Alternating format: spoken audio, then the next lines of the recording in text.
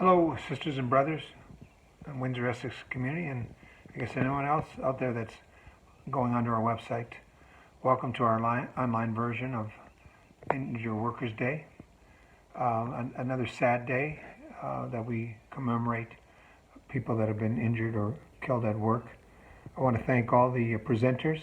I especially want to thank Mike G., our committee chair, and then also Graham Cooper, who's doing a lot of tech work. It just seems that injured workers are seen by so many people as the pariahs of community, people that really don't want to work. They want to work. They want to put food on the table for their kids. They want to be able to pay their rent, but they got hurt at work. It's not their fault. We need to keep pushing. We need to be activists, all of us across the community, to keep pushing the employers, the governments, and of course WSAB. WSAB is supposed to be there for the workers, but unfortunately they're like a Bay Street company and just caring about shareholders. Let's continue to be activists. Let's continue to care for our most vulnerable citizens. Thank you very much for tuning in. You have a nice day. Please pause for a moment of silence as we remember those who have died or were made ill or injured from their work.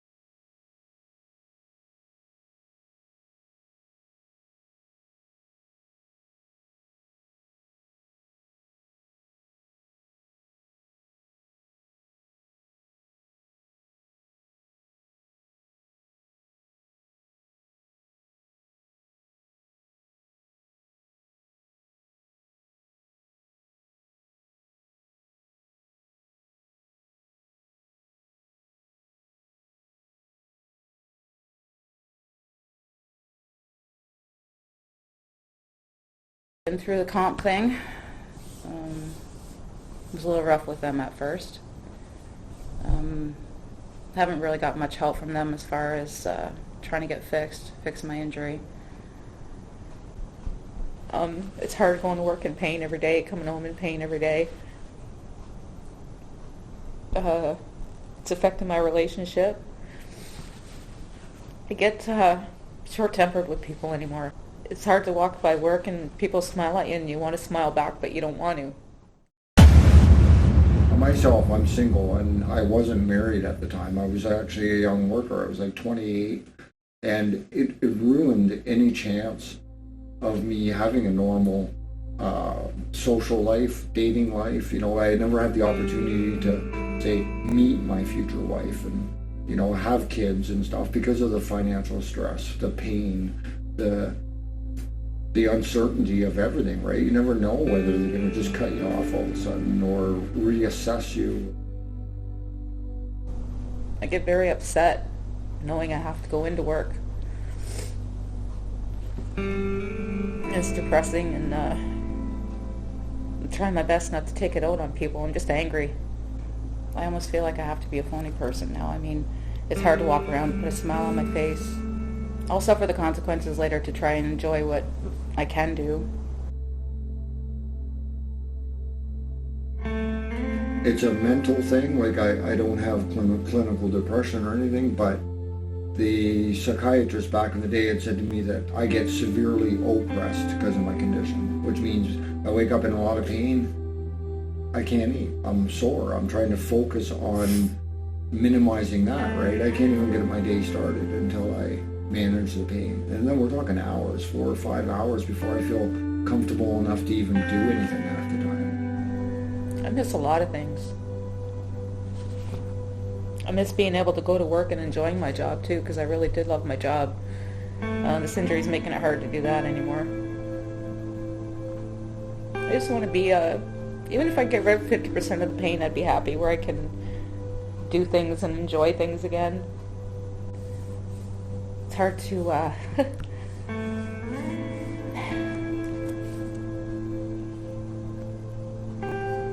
it's hard to even be around people. I can't, not enjoying life anymore.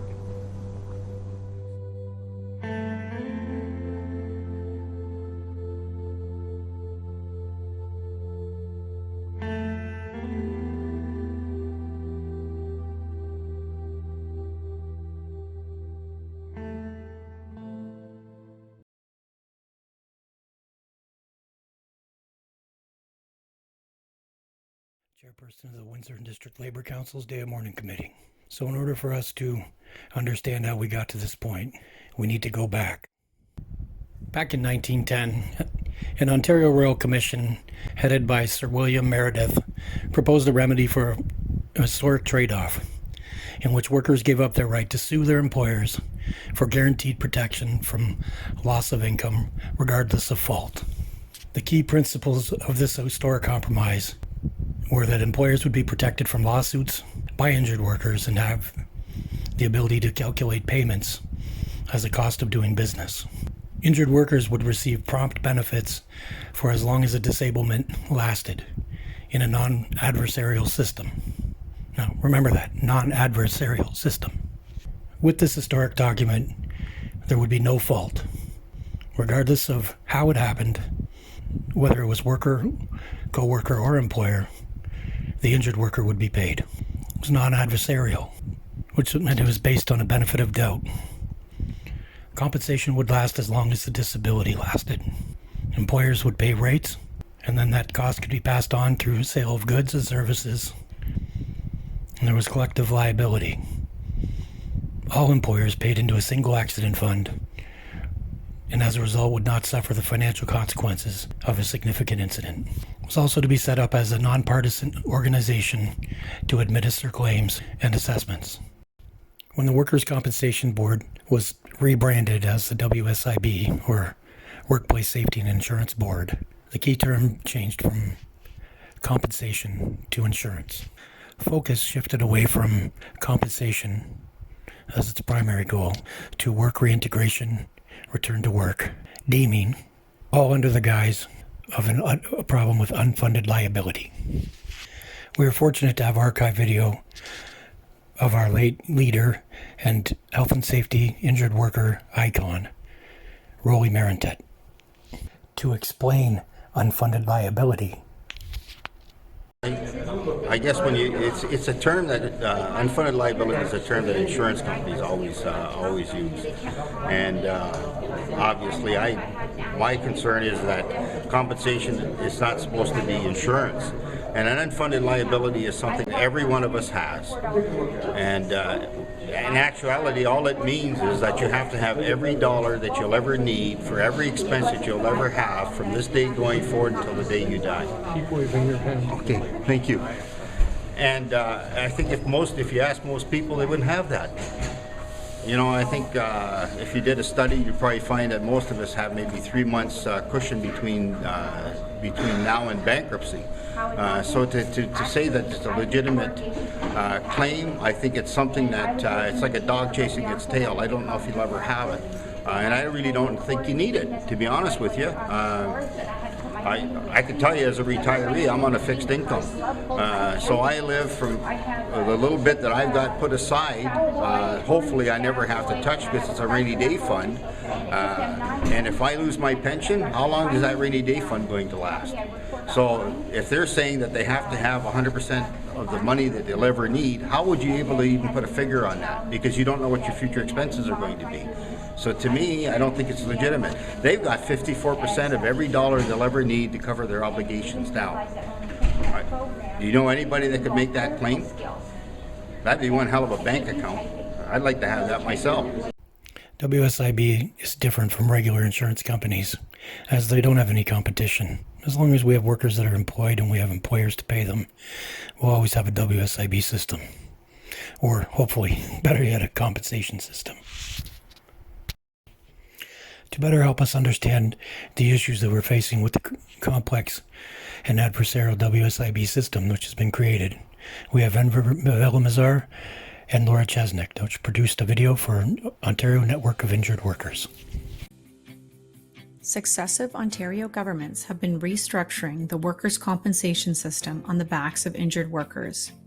Instead of being held to account for properly funding workers' compensation, the government has let employers off the hook. In the name of making Ontario competitive, the Mike Harris PCs gave rebates to employers. Then, the Liberals claimed the Workplace Safety and Insurance Board, WSIB, had a shortfall. This shortfall was used to justify changing the ways compensation is given and reducing workers' compensation while still giving employer rebates. For years, the WSIB had used schemes like deeming to cut benefits to workers. When a worker is unable to work due to a workplace injury, they get 15% less than their regular wage in workers' compensation. If the WSIB deems that a worker can do a job for $15 an hour for 40 hours a week, then it deems that worker to have that job, even if they don't. The phantom job wages are then deducted from their compensation. Due to cuts to benefits because of schemes like deeming or alleged pre-existing conditions, or not listening to injured workers' healthcare professionals about their abilities to return to work, workers in pain are forced onto social assistance. The public purse is then made to pay, instead of the employers that benefited from these workers' labor. With these schemes, the WSIB no longer has a shortfall, as it is funded to the tune of $40 billion. While at the same time, injured workers' compensation has been reduced. Instead of ending the schemes to cut off injured workers, the Ontario PC government is giving a 30% reduction in the amount employers have to pay in premiums to compensate for workers injured on the job. This is unacceptable.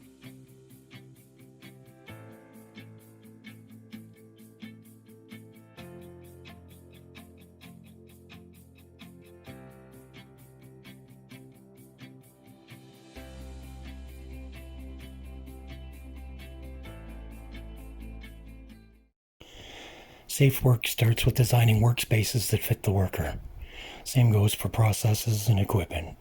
You identify the risks, you eliminate the hazards, in consultation with the Joint Health and Safety Committee, to create safe work in a safe working environment. Too often employers will rely on posters like this one, when in all actuality, it should look like this. There are many challenges that face the Joint Health and Safety Committee in being successful.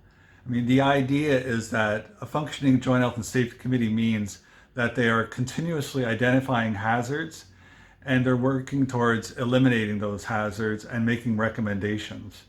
And the only way you can do that is if you have full commitment and consensus on both sides. That means workers and management working together to try and improve the workplace and try to improve worker health and safety. It doesn't mean that they always agree, but they should always be working towards consensus. But when those recommendations are made and sent to management, at the end of the day, it is them who are going to decide whether or not those recommendations are implemented. And very often, when we're talking about minimum legislative requirements, very often employers will only shoot for those minimum legislative requirements and sometimes don't see the benefits of having a safe work culture in the workplace. Sometimes they believe it's just behavior that can change, that only if the workers worked safely, then they would have less accidents in the workplace. But we all know that if you don't eliminate the hazards or adequately control the hazards in the workplace, it's only a matter of time before those workers will get hurt or develop an occupational illness. Another hindrance for the Joint Health and Safety Committee is a lack of meaningful consultation. And this can be difficult when the Joint Health and Safety Committee is only meeting every 3 months. And as we've seen during the pandemic, 3 months is a long time. And a lot of things change. The science is changing. There's always new information that comes available. So when employers introduce new chemicals, new biological agents, new physical hazards, and new processes in the workplace, that's often done without consultation.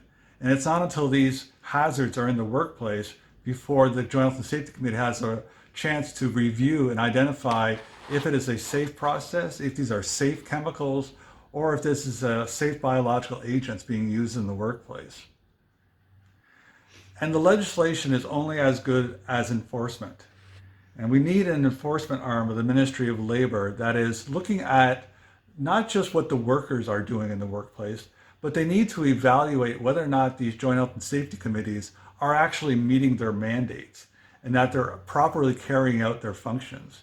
We need to look at the systemic issues that workers face. We need to look at the systemic issues that cause injury and illness in the workplace.